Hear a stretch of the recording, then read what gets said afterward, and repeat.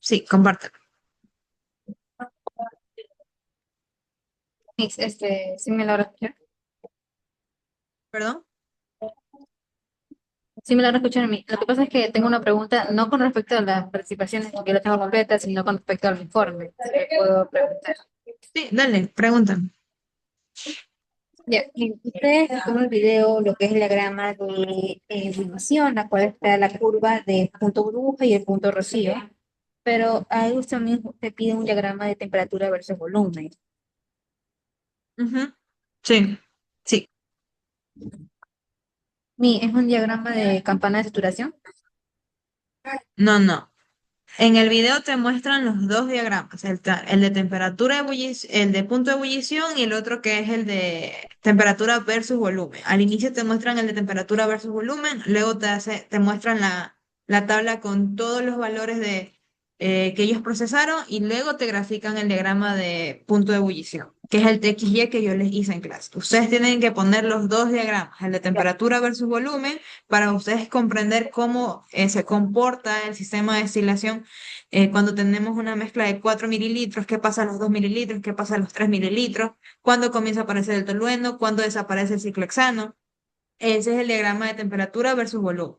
El otro diagrama es de punto de ebullición, que es el TXY que ustedes van a construir, que yo ya se los hice en clase, pero quiero que ustedes lo repliquen y estén pendientes y vean qué cálculos hicieron, porque ustedes tienen que reportar cálculos en los resultados, entonces tienen que saber cómo yo hice esos cálculos y eso es lo que yo esperaría que ustedes reporten en su informe con los diagramas replicados por ustedes. Pueden usar los mismos datos que yo les di en clases ese día, pero siempre y cuando ustedes sepan cómo calcular la fracción molar, cómo calcular este, los volúmenes en el destilado, el volumen en el balón de destilación para la parte líquida, ustedes tienen que hacer esos cálculos. Igual yo se los hice, pero quiero que ustedes lo reporten en el informe.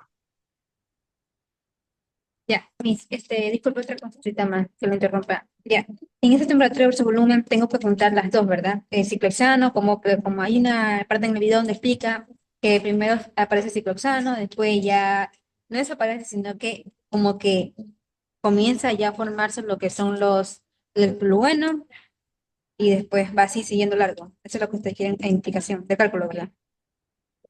Ya, en eso no hay muchos cálculos que hacer, eso solamente es una gráfica de observación. En eso no tienes que hacer cálculos, porque es solamente Es volumen. que, sí, sí. Ajá, esa era mi duda. O sea, ¿solo pongo la gráfica o tengo que hacer cálculos adicionales? Yo sé que no sé si tengo que hacer, pero nadie no sabría qué cálculos hacer.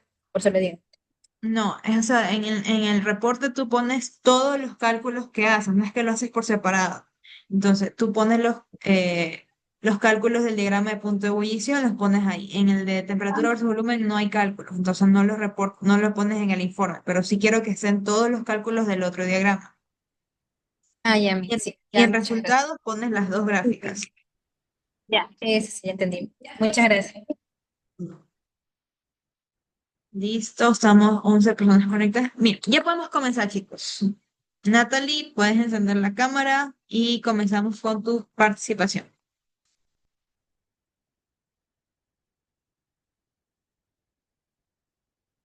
Hola, Miss. Buenas Hola, tardes con Natalie. todos. Bueno, Ujú. lo que ya entendí de la anterior clase es que lo de destilación, ¿ok? Que se divide en dos como, no sé cómo o sea, como dos fuerzas vitales, así, la de ebullición y la otra que era vaporización selectiva, ¿ok? Em, Miss, ¿puedo explicar lo que tengo aquí anotado? Sí, O, está bien, dale. o necesariamente tengo que sabérmelo completamente. Sí. Ok, No, bueno, puedes explicar ya lo que tengo que notas. anotado. Ok, bueno, tengo anotado aquí que, bueno, los dos conceptos vitales, como ya les mencioné hace un momento, que es el punto de ebullición y la vaporización selectiva. El punto de ebullición se trata de que la temperatura, eh, o sea, es en donde la temperatura es hasta el grado cuando hierve, cuando ya comienza a hervir, ¿ya? Ese es el punto de ebullición, ¿ok? Y la vaporización selectiva es cuando el punto de ebullición es mucho más bajo, ¿ok?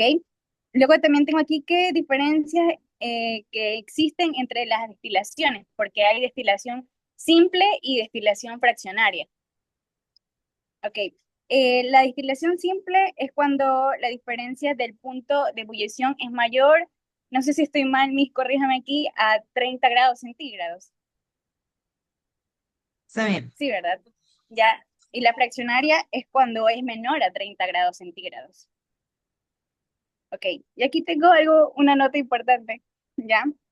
Que es cuando usted mencionó, bueno, cuando mostró en el video del ciclohexano y el telureno, es que incluso con una diferencia mayor a 30 grados centígrados, la destilación simple no logra la pureza total en una sola etapa. O sea, es dependiendo de cómo sea realmente, hasta dónde llega a la temperatura. Ajá. Y, y bueno, ahí también explicó lo del montaje del equipo. Ay, ajá, que es en donde se tiene que tener bien puesto el termómetro y la seguridad, o sea, para evitar riesgos, pues. No sé si usted me quiere hacer una pregunta, porque creo Ya. que no sé si lo dije bien. Bien, ¿cuáles son las recomendaciones para operar un sistema de destilación simple? Este, que es cuando el vapor se enfría.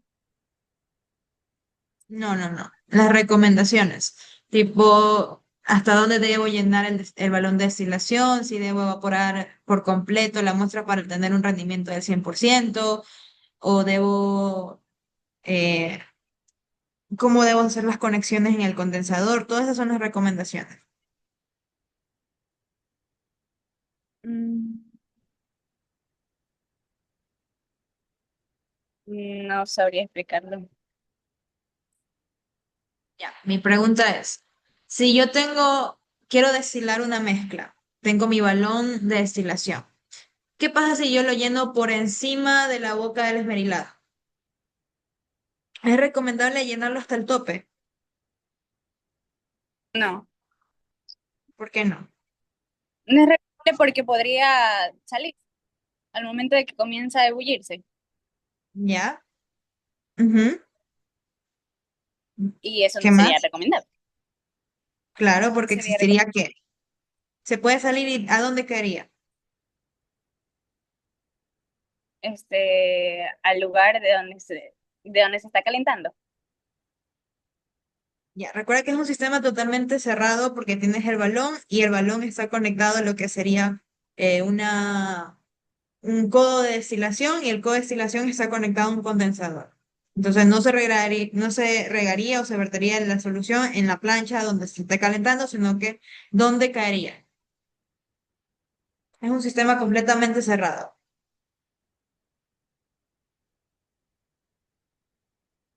Y es como un tubo, o sea, se iría como más arriba, porque al momento Ya, de ebullirse, eso subiría. exactamente, exactamente. Cuando está muy lleno, por efecto de la temperatura, estas moléculas por la parte cinética van a comenzar a hacer burbujas. Entonces estas burbujas van a comenzar a subir y pueden llegar a la parte del condensador, que el condensador netamente debe contener mi destilado. Entonces, si llega al condensador, estaría contaminando aún más la solución que cuando tengo o bueno, en parte de la destilación simple voy a contener los dos compuestos. No es que lo voy a tener al 100%, pero voy a contaminarlo mucho más. Entonces, esa no es la idea, sino tratar de recuperar por completo lo que sería la solución pura. Otra recomendación. ¿Es recomendable para yo tener un rendimiento del 100% destilar toda la muestra?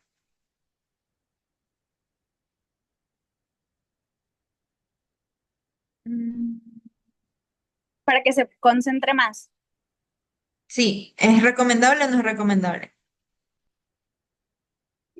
que se llegue completamente a destilar, sí. Destilar hasta que se seque el Estoy balón de embarazada. destilación.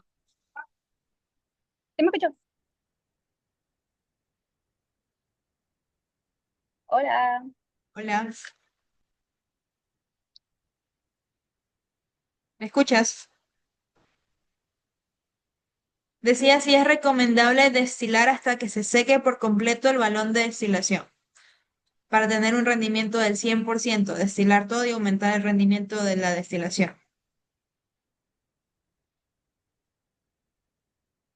Con una muestra ya se sabría cuál sería como tal la concentración. No siento que sería necesario que se tenga que completamente destilar.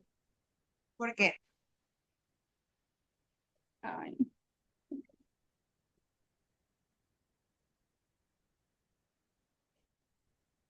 hola.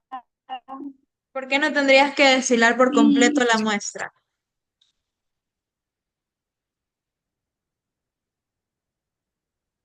Hola,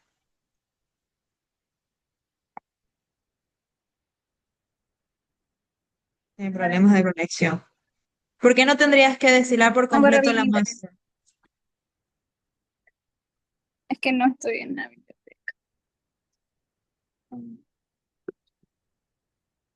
Porque tiene problemas de conexión. Porque se supone que con una parte de la destilación ya sabrías cuál es la concentración que se tiene. Ya. No es esa la respuesta. Nunca se debe destilar destilar hasta que el balón quede completamente seco, porque si queda el balón seco va a ser contacto directo con la plancha de calentamiento y el material no va a resistir ese tipo de calentamiento y puede explotar el balón, se quiebra el balón. Entonces, por esa razón, una recomendación de seguridad es que no se lo calienta hasta que se quede el balón completamente seco, ni porque quiero aumentar el porcentaje de pureza en la destilación o aumentar la destilación, no se debe hacer eso. O sea, está parcialmente correcta la respuesta, pero la idea No es lo esa, entendí. por seguridad no se lo calienta. Bien, te voy a dar la mitad del puntaje, pero si quisieras participar en la siguiente clase para poder aumentar ese puntaje, puedes hacerlo. ¿Ya? Ay, Dios. Bien. Romina también quería participar. Hola, buenos días. Ya, a ver. ¿Sí me escucha bien? Creo que tengo un poquito mal el internet. Sí, sí se escucha. Hola. Ok, Hola, sí listo. se escucha. Bueno, acerca de mi resumen de la clase anterior es que vimos los métodos de separación para mezclas homogéneas, donde usted dijo que se pueden trabajar con compuestos que son líquidos líquidos y también o sea, si trabaja con compuestos sólido líquido, deben ser miscibles con los solventes. Bueno, aquí para los métodos de separación se debe trabajar con una diferencia en los puntos de ebullición de los componentes. Bueno, acerca de la destilación simple, consiste en separar los componentes de una mezcla cuando los puntos de ebullición son muy diferentes. Y, por ejemplo, aquí también es que tenemos el informe acerca del ciclohexano y el tolueno, que tienen puntos de ebullición muy diferentes, que el de uno es del 81 y el otro es de 111, si no me equivoco. Bueno, entonces aquí dijimos que en la destilación simple, si el punto de ebullición de la sustancia pura es mayor a 30 grados centígrados, se aíslan los componentes de la mezcla homogénea. Bueno, también explicó usted que hay una relación entre la presión de vapor y la composición de una mezcla líquida que es proporcionada por la ley de Raoult. Y bueno, la ley de Raoult establece que la presión de vapor de un componente en una solución es ideal directamente proporcional a su fracción molar en la solución. Y bueno, acerca de la destilación fraccionada, tenemos de que se separa componentes con puntos de ebullición similares mediante una columna de fraccionamiento para lograr una mayor pureza. Y que bueno, la destilación fraccionada es una variante de la destilación simple que se utiliza en cambio aquí la columna para crear múltiples. Y bueno, el aislamiento de los compuestos volátiles de una mezcla homogénea, aquí se trabaja con una diferencia de punto de ebullición que tiene que ser menos de los 30 grados centígrados. Y bueno, aquí en cambio se aplica la ley de Dalton, que tiene relación porque cuando una mezcla tiene más de un compuesto volátil, la presión total de vapor es la suma de todas las presiones parciales de cada uno de los componentes. Y bueno, eso tengo de mi resumen. Bien, Romina, muchas gracias por tu participación. En este caso, como tú sí tenías media participación, te doy la participación completa, porque está muy bien hecho el resumen. Bien, ¿alguien más había Ok, levantado muchas la gracias, mano? Miss.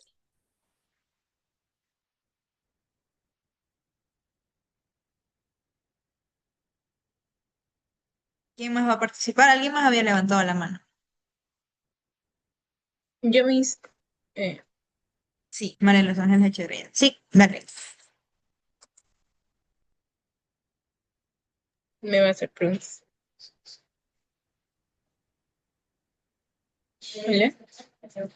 Hago nomás el Hola, sí resumen. te escucho. Sí, comienza.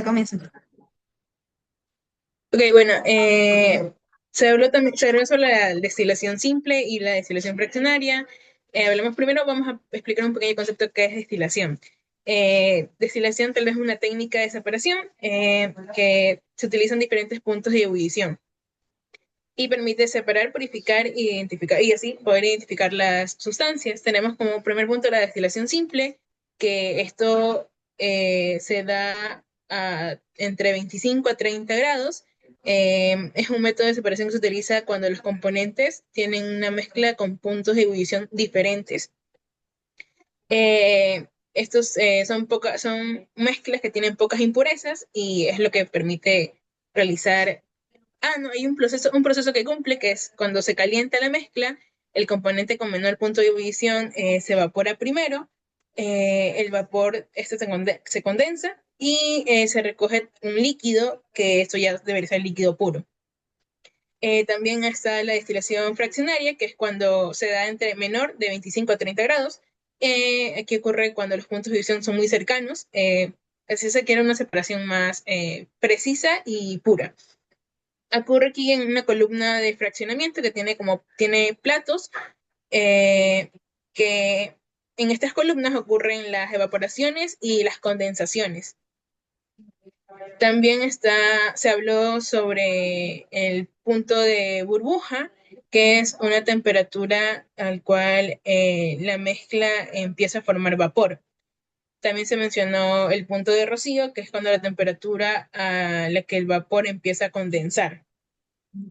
Está también la ley de Dalton, que es cuando cada componente aporta una presión parcial.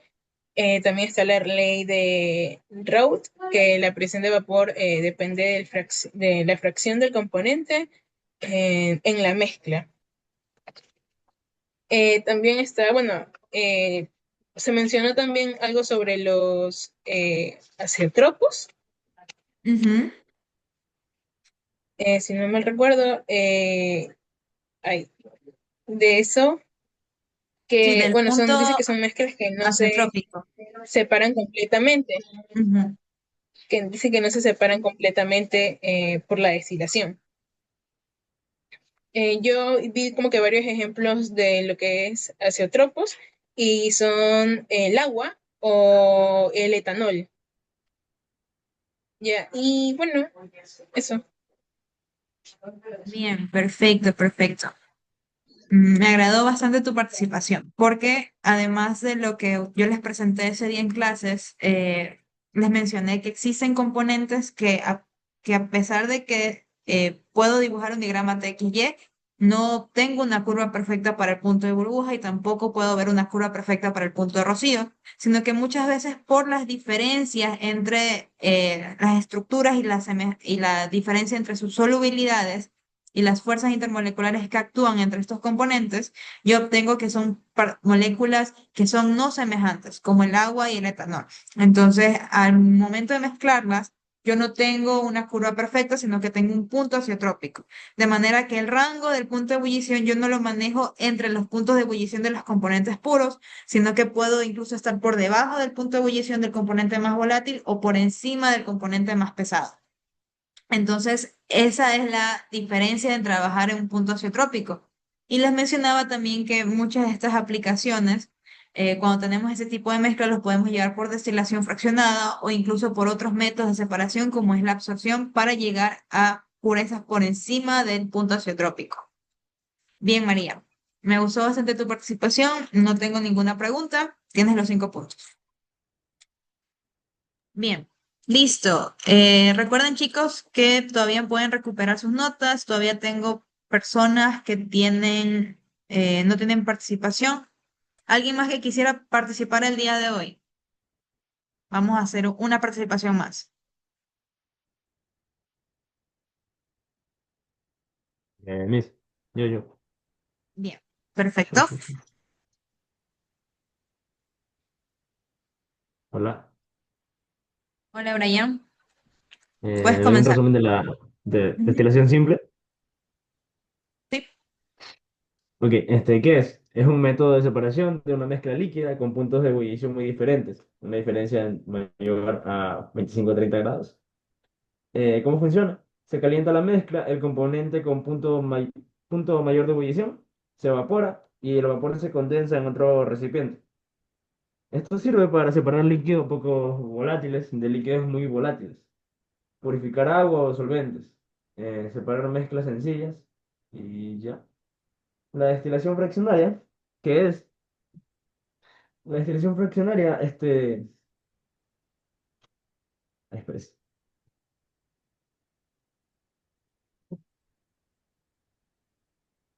Ya, la destilación fraccionaria, ¿qué es? La destilación es usada cuando los componentes tienen puntos de ebullición muy cercanos, diferencia o menores a 25 grados centígrados.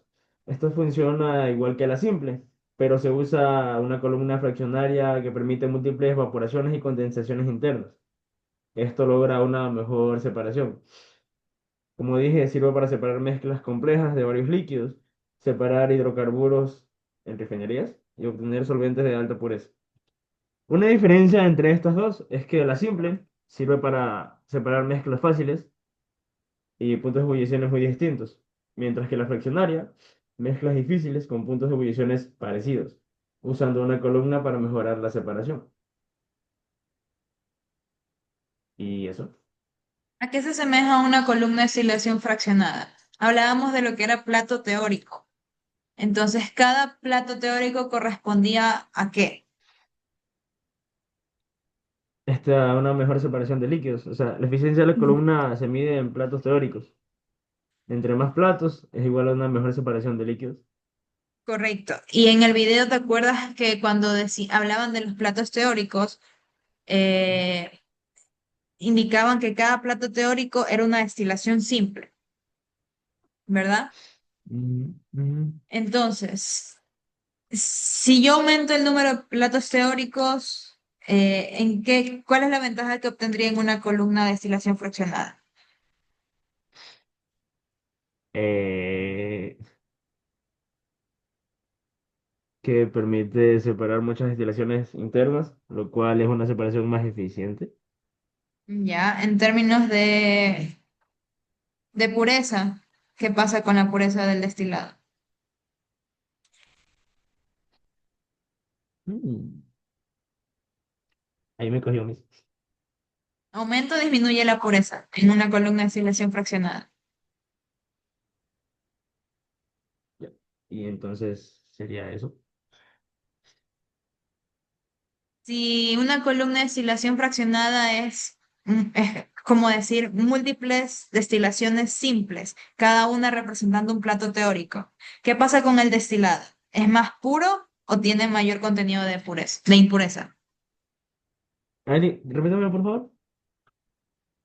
¿Qué pasa con el destilado? Si estoy trabajando en una columna de destilación fraccionada donde tengo diferentes platos teóricos, cada plato teórico, por decirlo así, es un sistema de destilación simple. Entonces, ¿qué pasa con la pureza del destilado? ¿Aumenta o disminuye?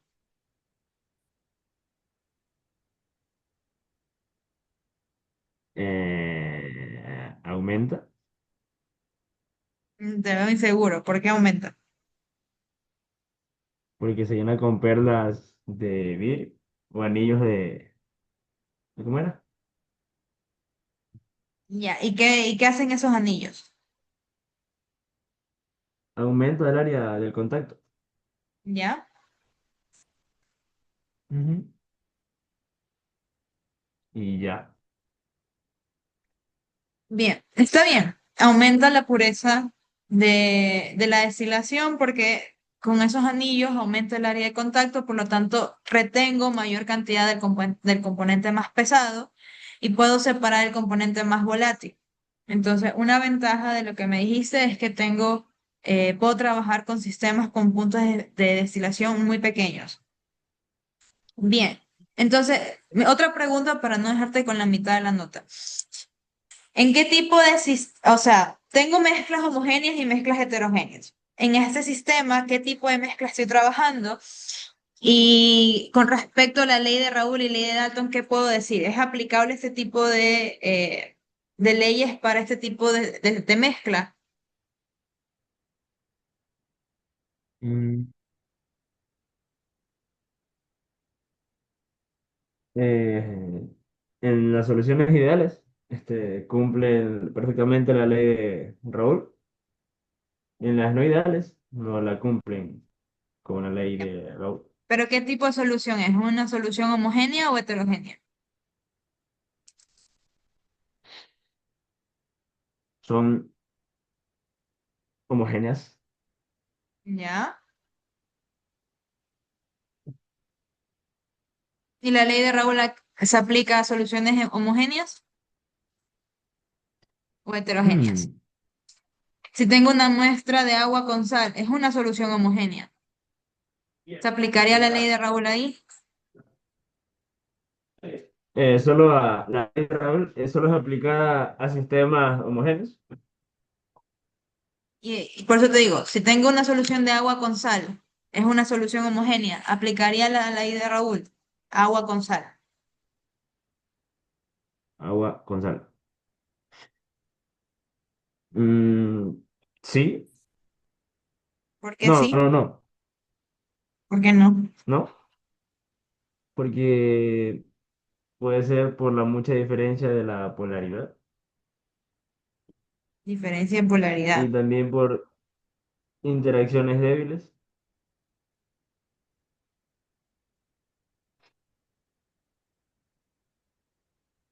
Ya, te voy a dejar la mitad de la nota, pero efectivamente cuando tenemos ley Ya. de Raoul únicamente se aplica a líquidos miscibles. Pero si tenemos soluciones ideales, como ocurre con los compuestos orgánicos, sí se puede aplicar la ¿Ya? ley de Raoul, específicamente para aquellas soluciones ideales que tienen ese comportamiento orgánico que forma interacciones de dispersión de London, yo puedo aplicar la ley de Raoul. Cuando tengo soluciones concentradas, que el soluto tiene una concentración superior al 5 o 10%, hablamos de soluciones concentradas, entonces ya no puedo aplicar la ley de Raúl porque la ley de Raúl únicamente aplica para soluciones ideales diluidas.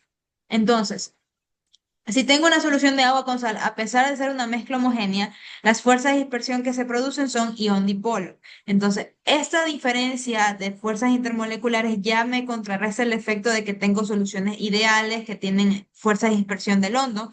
Ya cambia la fuerza intermolecular con la que estoy trabajando. Entonces, por ende, no me aplicaría la ley de Raoul, sino que aplicaría lo que son propiedades coligativas. Entonces, en este caso, no aplicaría por las fuerzas intermoleculares que actúan aquí. Bien, gracias Brian. Todavía nos queda pendiente algunos compañeros más. La siguiente clase voy a sacar a 4 personas.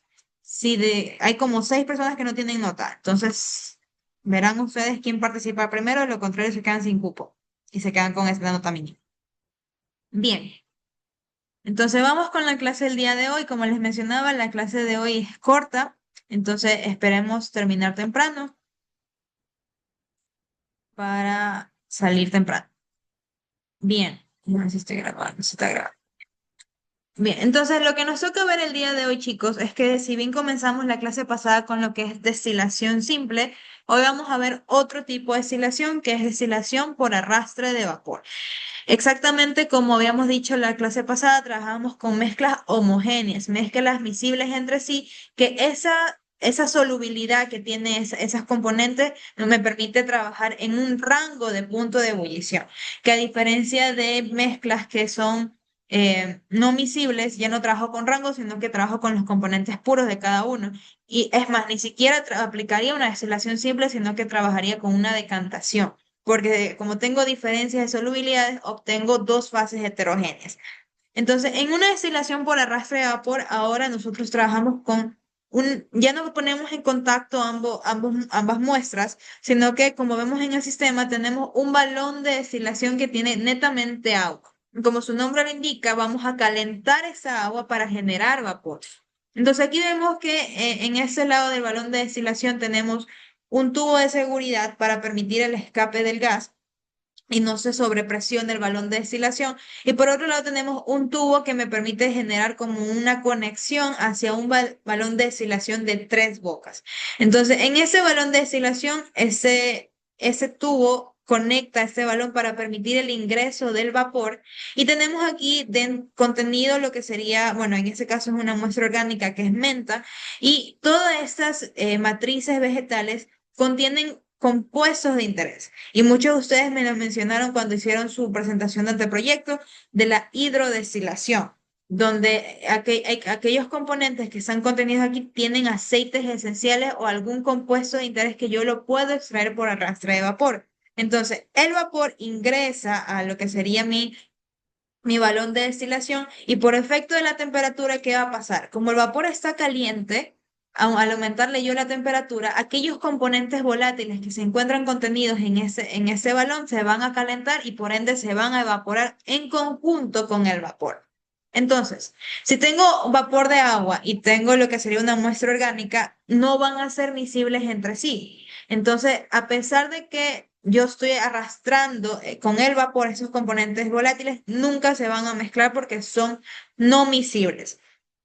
Entonces, esta técnica se fundamenta en la diferencia de solubilidad de ambos componentes. Y la parte importante de esa técnica es que al momento de que yo aplico calor a lo que sería el balón de destilación, la muestra en ese caso no está en contacto directo con la fuente de calor, por lo tanto no existe riesgo de que se pueda sobrecalentar o degradar térmicamente la muestra, porque netamente sería un contacto indirecto con la fuente de calor porque ingresa vapor calentado, sobrecalentado. Entonces, este vapor lo que va a hacer es que aumenta la presión del sistema y al aumentar la presión del sistema, ¿qué ocurría? Se iguala la presión atmosférica y por lo tanto permite la evaporación o ebullición de los componentes contenidos en este balón. Luego vemos en el sistema qué va a pasar.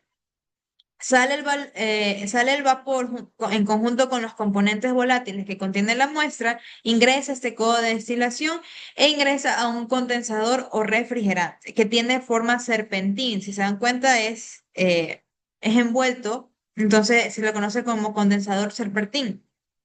Asimismo, considerar las entradas de agua y salida de el condensador. El ingreso del agua siempre ocurre en la parte inferior, la salida del agua ocurre por la parte superior.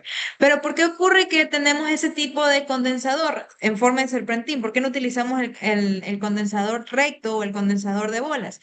Lo que sucede aquí es que esos componentes, que ustedes no lo vayan a creer, esos componentes que se encuentran en la materia orgánica tienen mayor punto de ebullición que el agua. Entonces, para yo poder retener esos compuestos y llevarlos a su forma líquida, necesito mayor contacto con lo que sería la fuente de agua fría. Entonces, por ende, voy a tener esa forma de refrigerante. Necesito mayor contacto para poderlo destilar en su forma líquida. Y aquí tengo un matriz recolector que voy a tener lo que sería el vapor de agua y lo que serían los aceites esenciales que pueden contener en esta muestra orgánica. Ahora, ¿cómo lo estoy separando? Porque ustedes me van a decir, pero estoy obteniendo agua y estoy obteniendo aceite.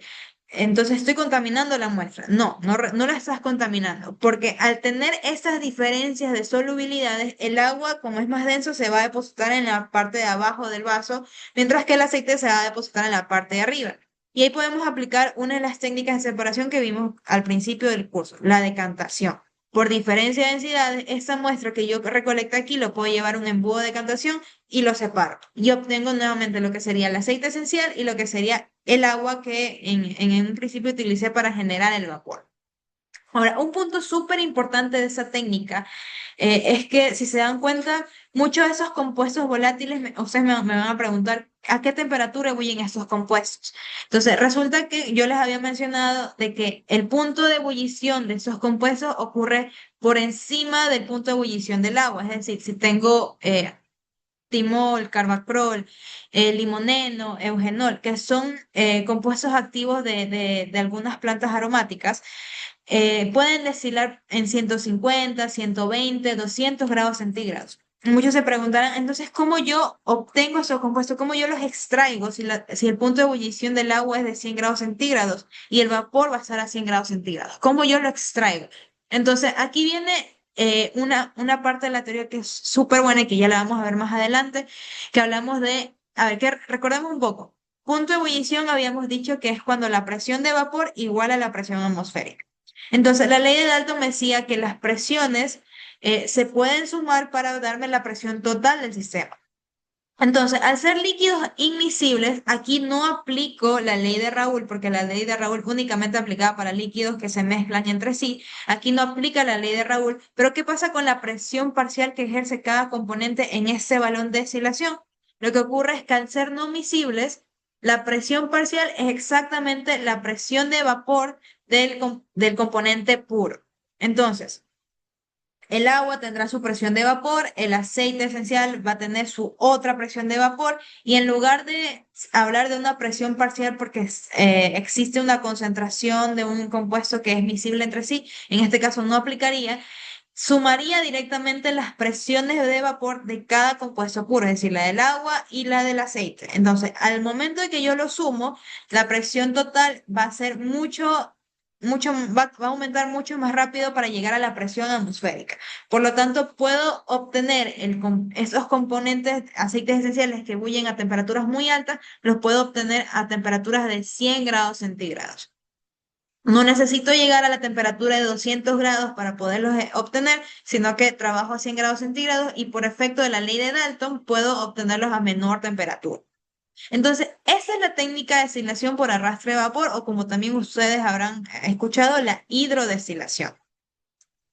Entonces, ese es un método de separación donde contengo sustancias orgánicas que son inmiscibles, son sustancias volátiles. Y por volátiles no significa que tienen mayor punto de ebullición, que bullen a 60 grados centígrados, a 70 grados centígrados.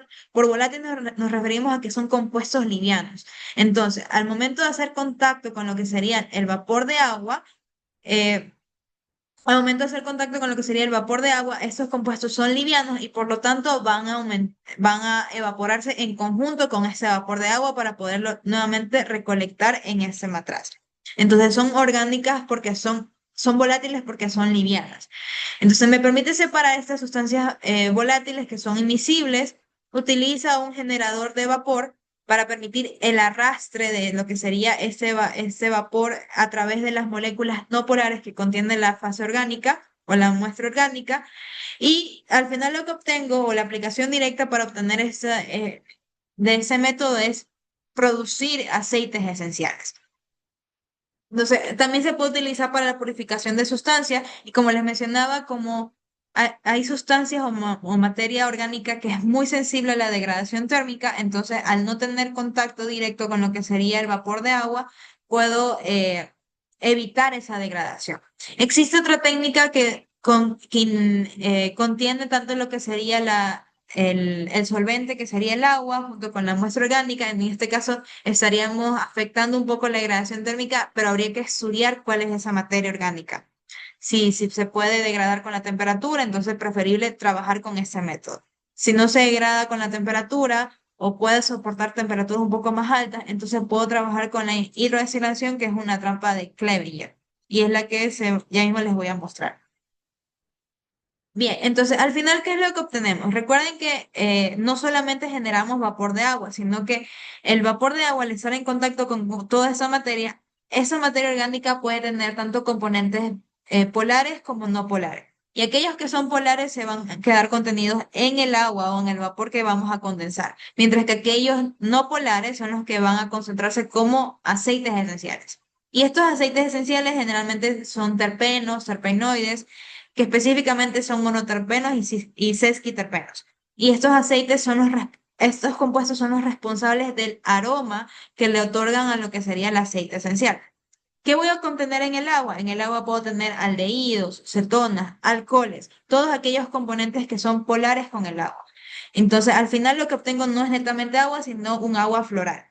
tendrá cierto aroma, lo que sería el compuesto activo que contiene la materia orgánica, tendrá cierto aroma, pero no es el aceite esencial como tal, sino que es porque siempre quedan trazas en lo que sería la destilación. Esa agua floral también se conoce como hidrolato y también tiene aplicaciones comerciales bastante buenas. Bien, vamos a ver el video de cómo funciona la destilación por arrastre de vapor. Déjenme compartirles el sonido.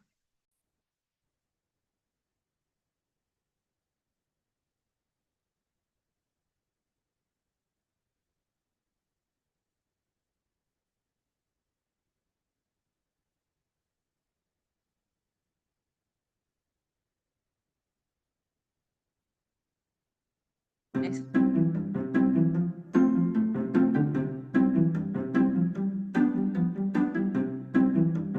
How steam distillation works.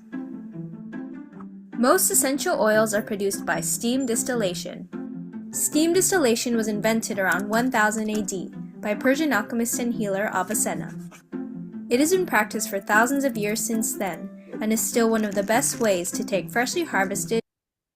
Bien, para los que no saben inglés, vamos traduciendo poco a poco. Esta técnica de destilación por arrastre de vapor es una técnica que se lleva de mucho tiempo atrás, desde los 1800. Y hasta ahora es la mejor técnica que me permite recuperar o extraer aceites esenciales, ya sea de materia orgánica, como puede ser plantas secas, o como puede ser frutas, plantas de todo tipo. Or dried plants and extract pure essential oil. Take a look at this distilling apparatus. Entonces, ese es el sistema de destilación que utilizaban anteriormente. Tenemos aquí lo que sería un recipiente que se divide en dos compartimentos, donde en la parte de abajo va a depositar lo que sería el agua. Aquí va a poner una fuente de calor. Y en el segundo compartimento va a ir la muestra orgánica, que va a contener esos compuestos activos o aceites esenciales. Entonces, al aplicar calor se genera vapor y ese vapor va a ascender a través de el segundo compartimento que contiene la materia orgánica. Y esa materia orgánica va a tener los aceites esenciales, los monoterpenos, esquiterpenos, terpenoides. Entonces, se van a arrastrar a través del vapor y van a ingresar a lo que sería ese tubo lateral, ingresan al serpentín y esta es la cámara refrigerante, donde acá tengo la entrada de agua que me va a permitir condensar estos componentes. Y al final los recolecto. Entonces, ¿qué pasaba en un sistema de decantación? El más denso se ubicaba en la parte de abajo y el menos denso en la parte de arriba. Asimismo va a pasar aquí porque tenemos una mezcla inmiscible. Entonces, el agua se va a depositar en la parte de abajo, entonces yo la puedo destilar, perdón, la puedo retirar usando la llave que está en la parte de abajo, mientras que el aceite que se encuentra en la parte de arriba lo puedo retirar en la llavecita que está en la parte de arriba. Eso es lo que va a mostrar ahorita el video. The bottom reservoir is filled with distilled water.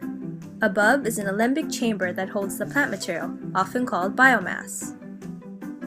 The biomass is full of tiny sacs that contain essential oil. When the water boils, the steam passes up into the chamber. As the steam passes through the biomass, the temperature causes the tiny sacs to burst open, releasing the essential oil. The essential oil rises up with the steam, and together the oil and steam pass into a tube. This tube passes through a cold condensing chamber. The cold temperature changes the steam back into liquid, which drips out of the tube. The liquid collects in a new reservoir where the water and oil separate naturally. The water, which is called hydrosol, is left at the bottom, while the oil rises to the top. And lastly, the essential oil can now be collected and bottled.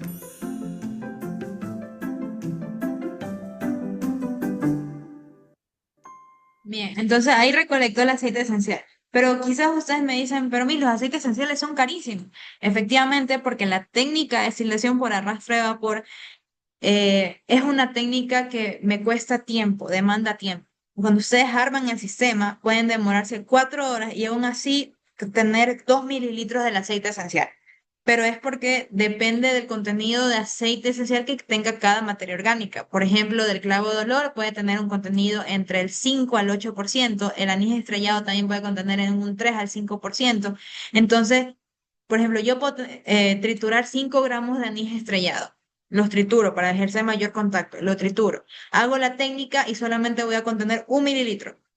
Entonces, por ese motivo es que los aceites esenciales son caros y muchas veces la gente prefiere vender esencias, que es utilizar una porción de este aceite esencial, diluirlo con etanol y vender el perfume, pero no realmente contiene todo lo que sería el aceite esencial, que es el que te da el aroma principal. Entonces, es por eso que muchos de estos aceites son costosos, porque la técnica de por sí demanda tiempo y los rendimientos son muy bajos.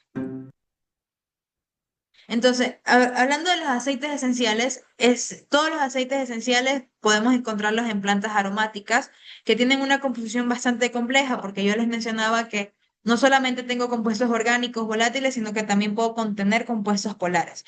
Y muchos de esos compuestos volátiles que obtenemos a través del arrastre de vapor son monoterpenos, que me dice aquí en la diapositiva, y sesquiterpenos. Y estos son los responsables de darle ese olor y sabor característico a estas plantas naturales o a esas plantas de origen vegetal.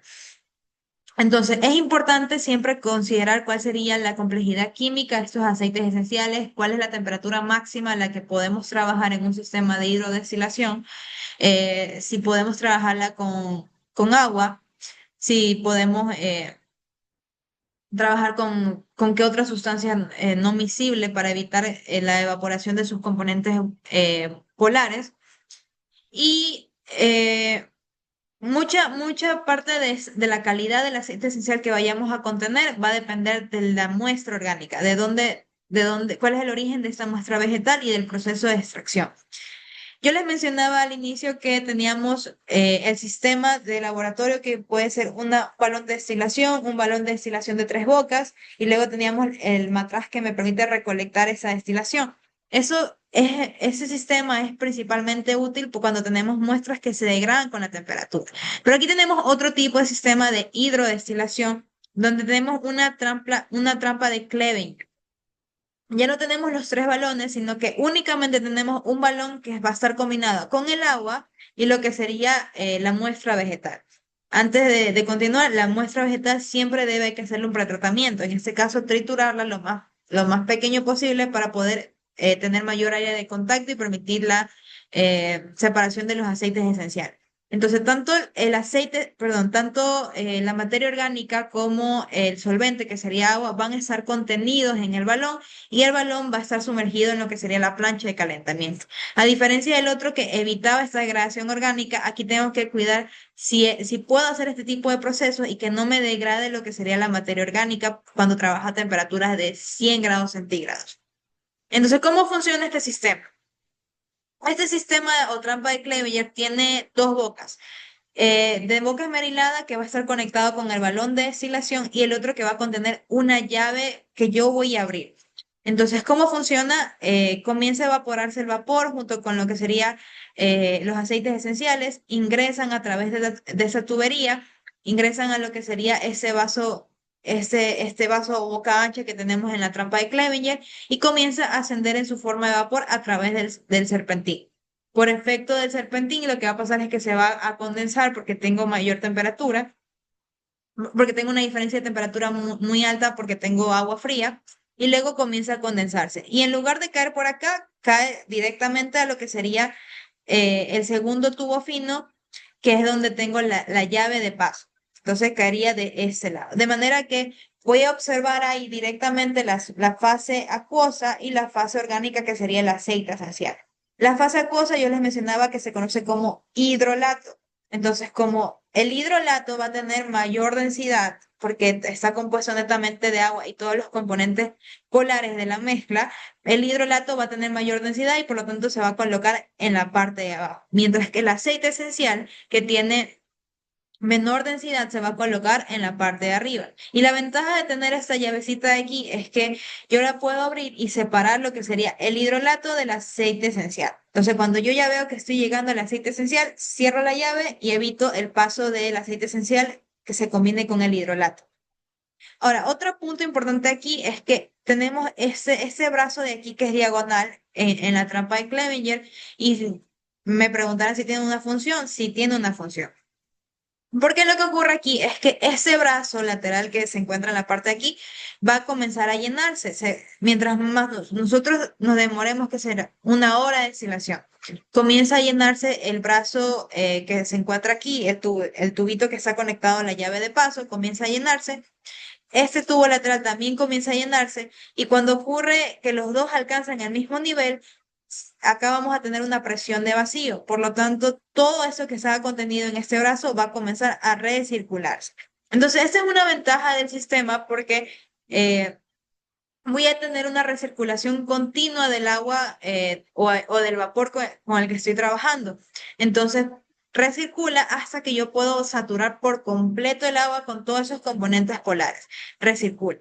Pero hay que tener mucho cuidado porque si el agua va cayendo a través de esa tubería de aquí hasta que alcanza el límite y comienza nuevamente a regresar al balón, hay que tener cuidado de que el aceite esencial no se regrese, porque si se regresara es como prácticamente hacer nuevamente todo el proceso. Entonces, cuando ya esté bajando lo que sería el agua floral o el hidrolato, cuidar que no se regrese el aceite esencial. Bien, vamos viendo ese video, chicos, para entender un poco también cómo funciona la parte de la teoría.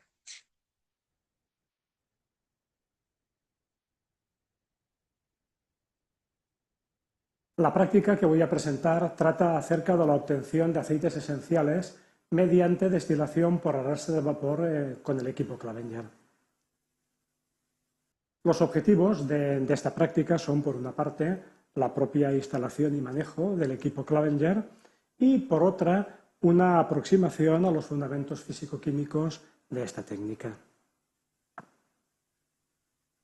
La importancia de la destilación por arrastre de vapor utilizando el equipo Clevenger, también se llama hidrodestilación, es que permite obtener muestras de aceites esenciales a escala de laboratorio que mediante posterior análisis por cromatografía de gases nos va a permitir conocer no solo la composición de los aceites esenciales en un momento determinado, sino también utilizando muestras obtenidas en distintos momentos del ciclo vegetativo, en distintos ambientes, conocer el impacto en la composición de los aceites esenciales de múltiples factores de tipo ecológico e incluso determinar también los diferentes quimiotipos que se presentan en una determinada especie y variedad de planta aromática. Por otra parte, también estas muestras de aceites esenciales nos permiten la aplicación a ensayos de actividad biológica, ya que, como veremos posteriormente, uno de los campos más prometedores en la utilización de los aceites esenciales es su uso como productos fitosanitarios alternativos.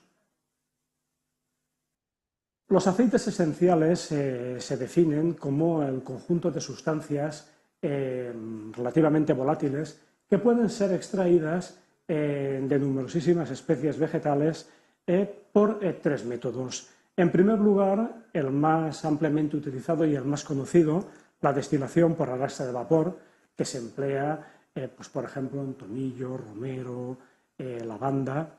La expresión en frío, que se utiliza en aceite esencial de cortezas de cítricos, consiste exclusivamente en la compresión y raspado de las cortezas para obtener el aceite esencial.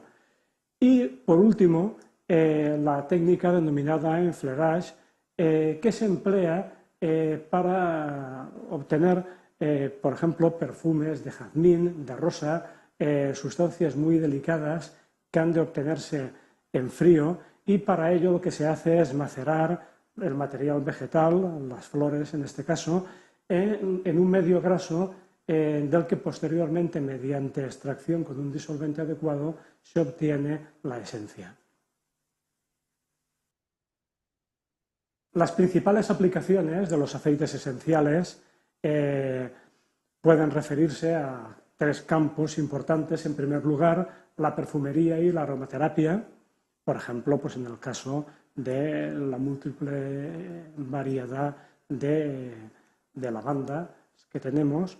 Por ejemplo, también la utilización en aditivos y para alimentación y productos farmacéuticos, por ejemplo, en el caso de la menta, y también, como comentaba anteriormente, el creciente interés que muchos aceites esenciales tienen como productos fitosanitarios alternativos, repelentes de insectos, fungicidas.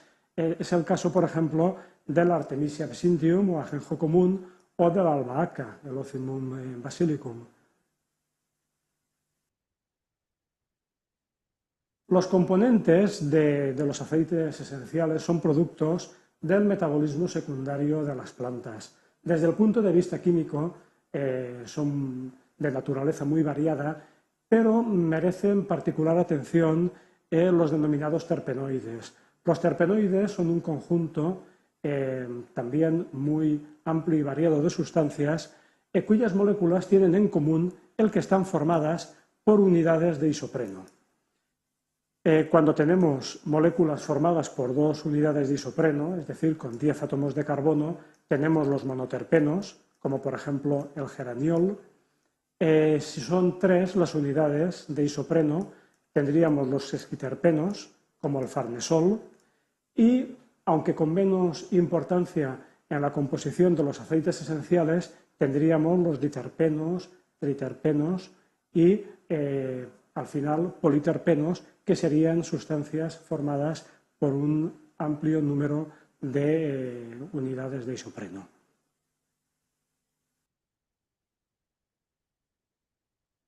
En cuanto al fundamento físico de la destilación por arrastre de vapor, hemos de tener en cuenta, en primer lugar, que los aceites esenciales están formados por sustancias que son inmiscibles o tan solo parcialmente miscibles en agua.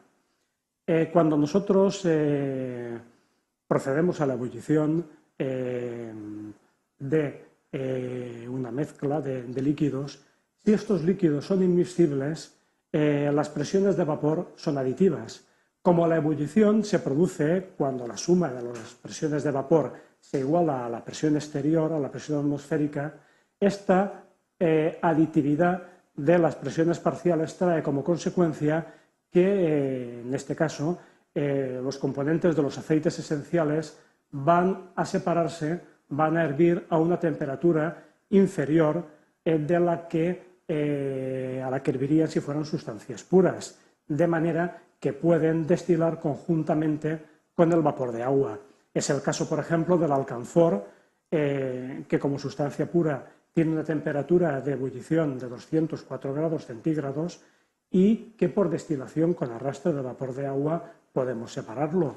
El caso del alfa-pineno, por ejemplo, que es un componente muy importante, tiene una presencia relativamente grande en cantidad de aceites esenciales, por ejemplo, pues tiene una temperatura de ebullición como sustancia pura de 156 grados y también lo podemos separar mediante destilación por arrastre de vapor de agua.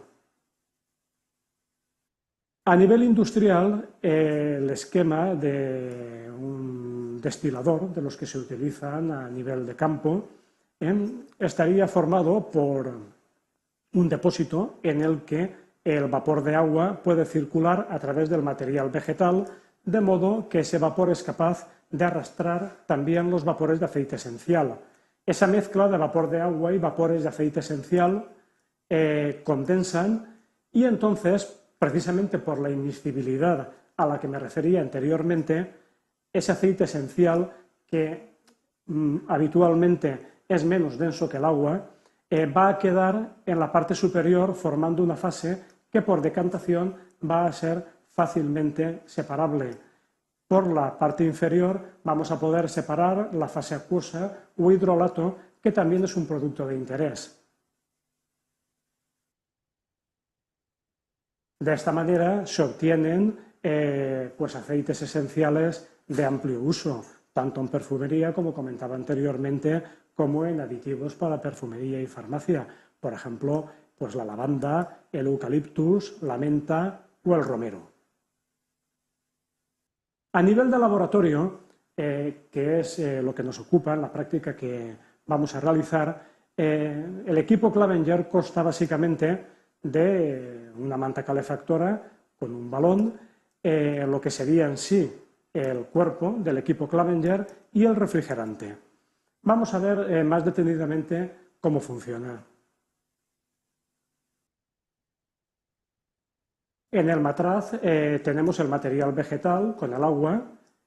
Cuando hierve, el vapor de agua junto con el vapor del aceite esencial llega hasta el refrigerante, condensa y en el cuerpo del Clevenger se produce la separación de una fase de aceite esencial que habitualmente, como los aceites esenciales suelen ser menos densos que el agua, queda arriba y bajo se va acumulando la fase acuosa que puede, a través de esta conducción, retornar al matraz. Precisamente el cuerpo del Clevenger termina en una bureta que permite, por una parte, medir la cantidad de aceite esencial obtenido y, por otra, ir separando la fase acuosa hasta que al final podemos separar también el aceite esencial, llevarlo a el recipiente correspondiente, normalmente un pequeño vial, y es muy importante también en esta última etapa proceder al secado con sulfato de sodio y anhidro del aceite esencial. Es muy importante porque para su posterior análisis por cromatografía gaseosa no debe llevar nada de agua y luego por otra parte también porque la presencia de agua durante el tiempo de almacenamiento puede dar lugar a reacciones químicas que modifiquen sensiblemente la composición del aceite esencial. Bien, entonces ahí nos muestra un poco más el detalle del equipo Clevenger. Este es otro tipo de sistema tipo Clevenger, que en este caso el refrigerante ya lo contiene en la parte de arriba, pero el fundamento principal de ese equipo es que vemos que el aceite esencial que comienza a condensarse con el hidrolato comienzan a situarse en este lado del brazo, de forma que yo puedo abrir la llave para retirar todo este hidrolato que se comienza en este caso, a caer y lo recolecto en ese pequeño envase. Cuando ya tenga o esté bastante cercano al aceite esencial, cierro la llave para evitar que el aceite esencial no se mezcle nuevamente con el hidrolato y puedo separar en un envase separado lo que sería el aceite esencial. Y puedo separar las fases, ya sea por decantación.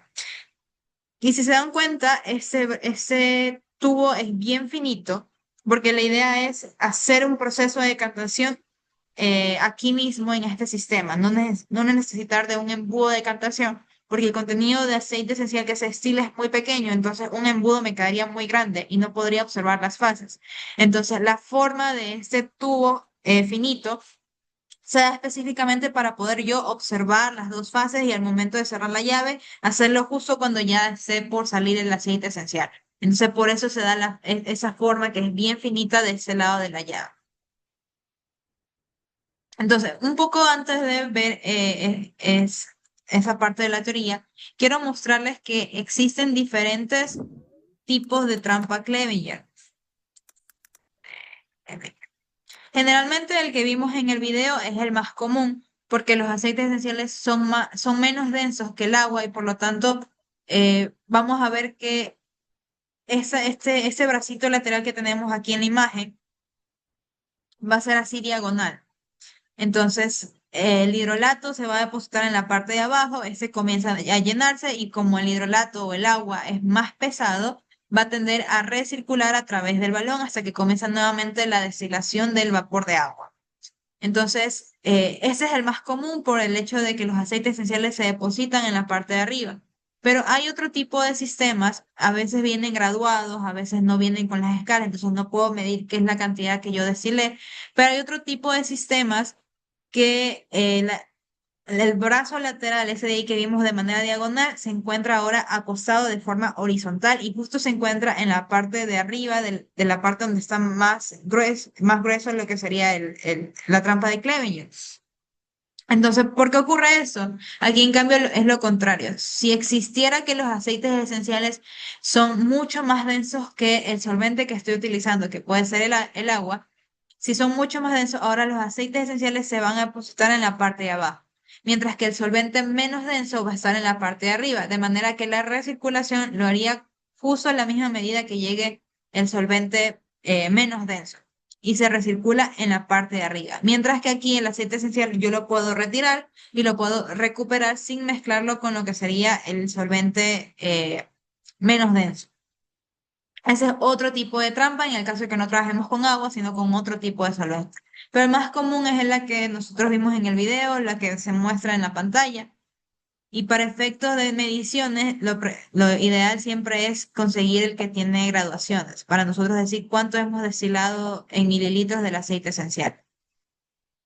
Bien, entonces habíamos mencionado que la ley de Raoul es exactamente cuando la presión parcial va a ser igual a la presión del vapor del componente puro multiplicado por la fracción molar que tiene ese componente en la mezcla. Y habíamos mencionado que esa ley de Raoul únicamente se aplica para aquellos líquidos que son miscibles.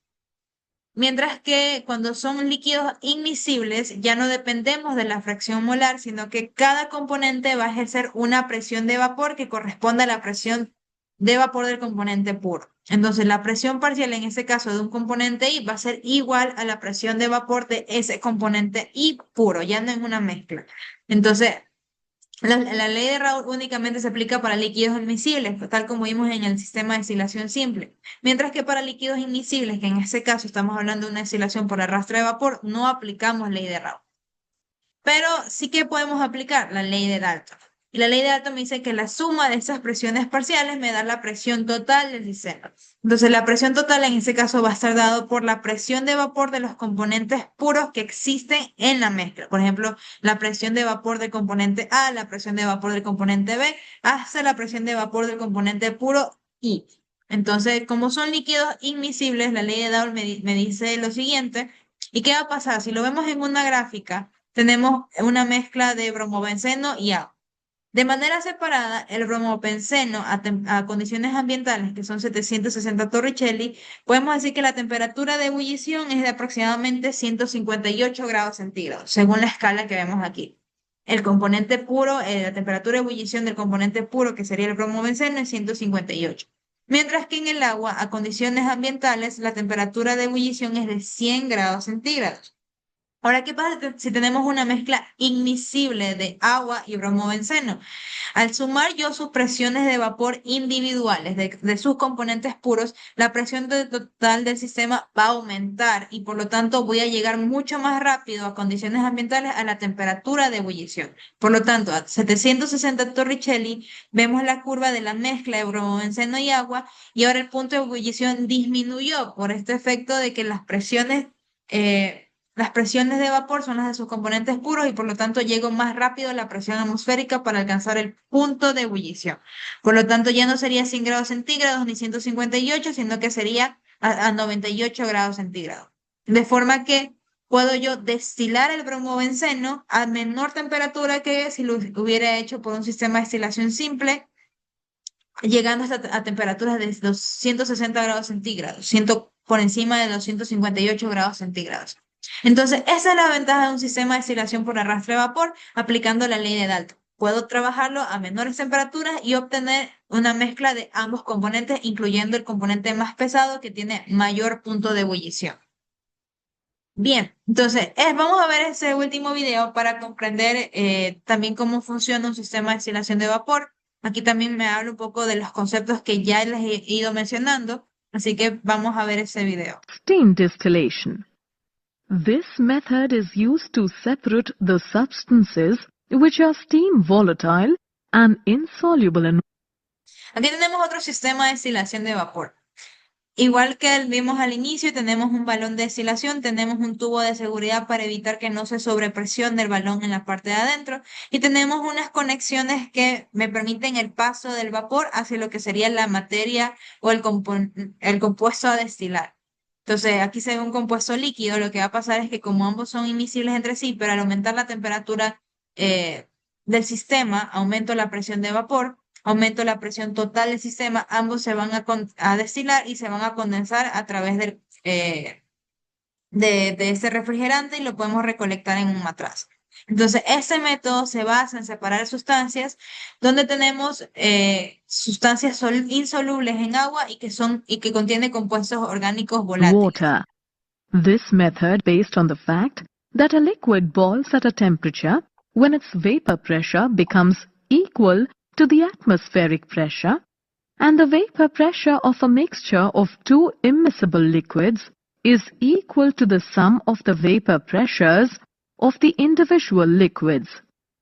Entonces, ese método se basa en el hecho de que tengo un líquido que hierve a una temperatura en específico, pero va a ocurrir exactamente cuando la presión de vapor se iguala a lo que sería la presión atmosférica, lo que habíamos hablado del punto de ebullición. Y esa presión de vapor en una mezcla de dos líquidos inmiscibles va a ser igual a la suma de sus presiones de vapores individuales en la mezcla, ley de Dalton. Por lo tanto, pueden hervir a menor temperatura. Steam is continuously passed through the compound which is required to be distilled. Steam heats the liquid and also condenses to water. After some time, the mixture of water and liquid starts boiling because the vapor pressure of the mixture becomes equal to the atmospheric pressure. The temperature at the instant is lower than the boiling point of the substance or that of water. The mixture of liquid and water is condensed and collected in a receiver which can be easily separated.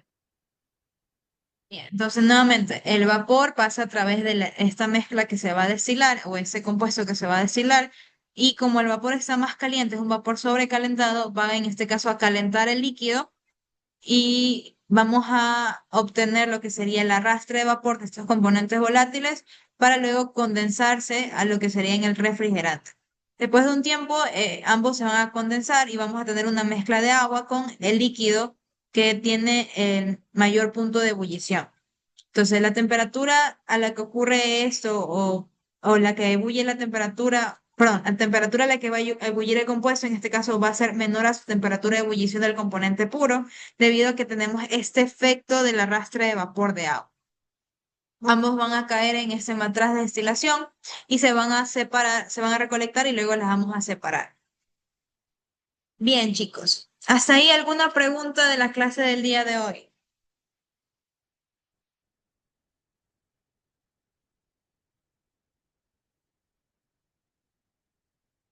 Preguntas, chicos. Steam. Bien. Como les mencionaba, chicos, la clase de hoy es bastante corta por el hecho de que solamente vamos a ver hidrodestilación. No tenemos informe para esta semana, por algo les dejé habilitado la tarea del video. En el video, para las personas que entraron tarde, en el video lo que yo quiero es que cada grupo yo les asigné un grupo funcional. Esos grupos funcionales ustedes ya lo vieron en clases. Entonces, cada grupo lo que va a hacer es buscar algún compuesto que tenga en casa, que tenga ese grupo funcional e investigar las propiedades físicas de estos componentes. En la misma tarea yo les dejé un ejemplo, les puse ahí que se pueden obtener compuestos caseros que tengan alcoholes, por ejemplo, el alcohol antiséptico tiene etanol, que puede tener aldehídos, como es los compuestos aromáticos, benzaldehído, que puede estar contenido en almendras, o en esencias aromáticas, la vainilla. Entonces, ahí yo les dejé ejemplos. Pero si ustedes no llegaran a tener en su casa, no significa que van a conseguirlo o comprarlo. No, la idea es que ustedes investiguen otros compuestos que puedan tener a la mano, trabajen con esos compuestos y a la vez investiguen cómo puedo yo identificar las propiedades físicas. Yo les puse ahí algunos ejemplos. Ustedes pueden investigar más y ver cuál es el que mejor lo pueden replicar en casa. Lo que no quiero, chicos, es que ustedes me hagan punto de ebullición, porque todos los compuestos con los que vamos a trabajar son orgánicos y los compuestos orgánicos son inflamables. Entonces, no les pido que calculen punto de ebullición. Cuidado, me van a estar calculando punto de ebullición porque no quiero tener problemas que están incendiando su casa. Entonces, chicos, para el día de hoy no les dejo ninguna actividad porque quiero que se dediquen netamente en lo que sería el video. El video me parece que se lo dejé para el 17 de diciembre, que es justo un día antes justo es en el día de la lección práctica. Entonces tienen esta semana para ir preparando el video, la siguiente semana también lo tienen para hacer el video y ahí ya tendríamos sus calificaciones casi que completas. Me quedaría todavía pendiente calificarles los informes y la participación en clase de los chicos que aún no tienen participación en clase. Bien, ¿alguna pregunta, chicos? Algo que no haya quedado claro del video, del informe del día de hoy.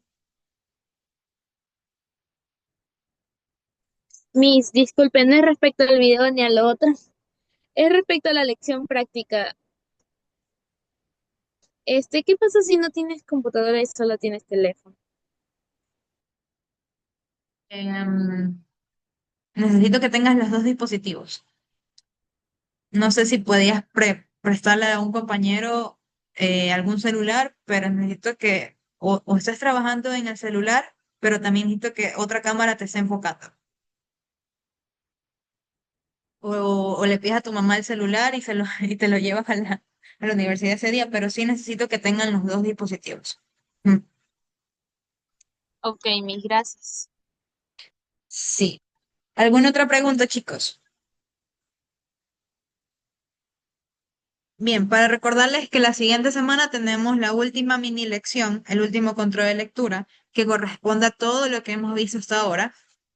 También les quería comentar que después de esa mini lección yo les voy a habilitar para que ustedes vean las respuestas y se preparen para su lección práctica. Entonces ya se las voy a ir habilitando desde ahora. La última lección ya se las dejaría para después del el día jueves, porque ustedes les pongo la lección el día martes. Entonces después del día miércoles o el día jueves ya tienen también las respuestas habilitadas de esa mini lección para que vayan estudiando para la lección práctica.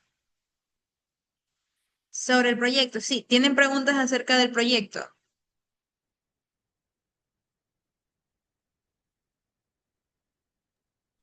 ¿El proyecto tienen que grabarse los tres haciendo el proyecto o por lo menos un compañero puede grabándose, haciéndose todo el proceso? Ese es el video, ¿verdad? Sí.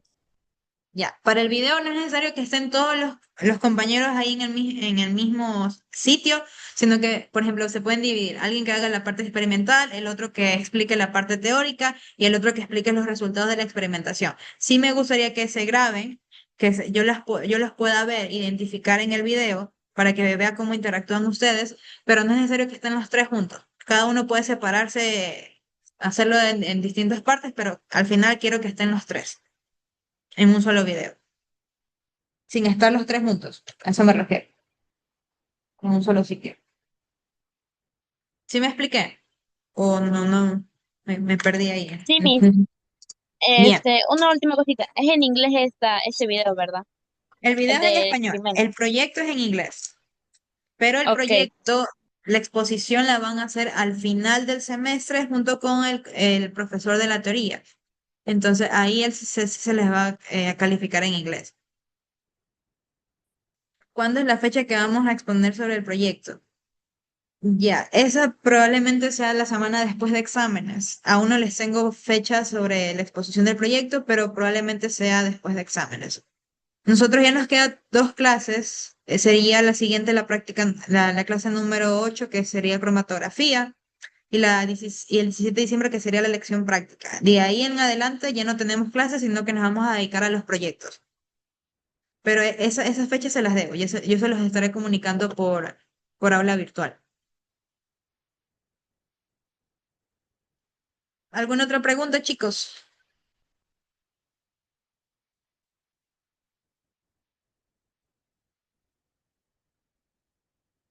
Bien, listo, chicos. Entonces, por el día de hoy terminamos la clase. No se preocupen por la asistencia, todos acaban de venir. La lección es netamente teórica, pero por teoría me refiero a todo lo que vimos en la teoría en la parte práctica, no en la parte teórica, porque ahí tienen otras cosas y no los quiero confundir, pero solamente la teoría abarca el componente práctico. Todas las mini lecciones, si ustedes han hecho todas las mini lecciones, entonces ya saben qué preguntas les puede salir. Asimismo, como ustedes tuvieron sus mini lecciones, así va a ser la lección práctica. Bien, no tenemos más preguntas, chicos, entonces damos por terminada la clase del día de hoy. Nos vemos entonces en la siguiente clase.